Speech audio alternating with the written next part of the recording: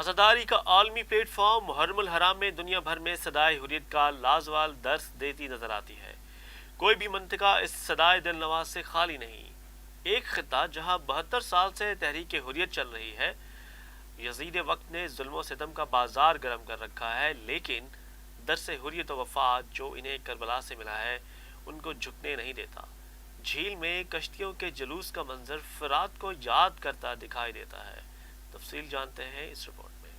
حضرت زینب و زین العابدین کے لازوال درس ازا کی باز گشت دنیا کے کونے کونے میں سنائی دیتی ہے۔ کچھ اس انداز سے بیمار کربلا اور علی کی شیر دل بیٹی نے بنیاد ازا رکھی ہے کہ بھلے کیسا ہی جبر و استبداد کا ماحول کیوں نہ ہو، مظلوم کربلا کے غم کی صدائیں نخلستانوں اور کوہستانوں کے سکو سوگوار کر دیتی ہیں۔ مقبوضہ کشمیر ایسا خطہ ارضی ہے جو جنت نظیر مناظر کے لیے دنیا بھر میں مشہور ہے، اور بلا شبہ قدرت نے یہاں کی حسن و دل فریب وادیوں اور کوہ دمن کو جس فیاضی سے دولت جمال عطا کیا ہے، اس کی مثال کہیں اور نہیں ملتی۔ انہی دل فریب مناظر کی ایک جاگتی مثال سری نگر میں 25 کلومیٹر کے رقبے پر پھیلی ہوئی ڈل جھیل بھی ہے، جو دنیا بھر میں مقبوضہ کشمیر کی عالمی سطح پر تسلیم شدہ شناخت بھی ہے۔ یوں تو پیروان محمد و آل محمد پوری وادی میں عزاداری کرتے ہیں، جو خطے کی تہذیبی تاریخ کی عکاس ہے۔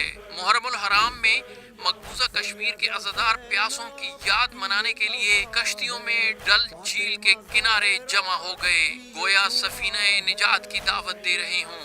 ہاتھوں میں علم عباس تھام کر ڈل جھیل کی لہروں کو کربلا کے پیاسوں کا قصہ سنا رہے ہوں۔ کشتیوں میں سوار قطار در قطار عزادار جھیل کے پانیوں کو چیر کر فرات کے کنارے پیاسے قتل ہونے والے بے گناہوں کا نوحہ سنا رہے ہوں، اور لہراتا ہوا علم نہر الکما کے کنارے ایک باوفا کی وفا شعاری کو یاد کر رہا ہو۔ ساتھ ساتھ نوحہ خوانی ماتمداری سینہ زنی بھی جاری رہی۔ ڈل جھیل سے گزرنے والے اس جلوس کو قریباً 150 سال سے زیادہ کی مدت بیت چکی ہے۔ یہ عزاداری کا عطا کردہ جذبہ حریت ہی ہے جس نے کربلا کشمیر کے باسیوں میں آزادی کی جوت جگا رکھی ہے، اور یہ دشت نینوا کے شہداء ہیں جن کی رنگین شہادت نے شوق شہادت کو مہمیز کر رکھا ہے۔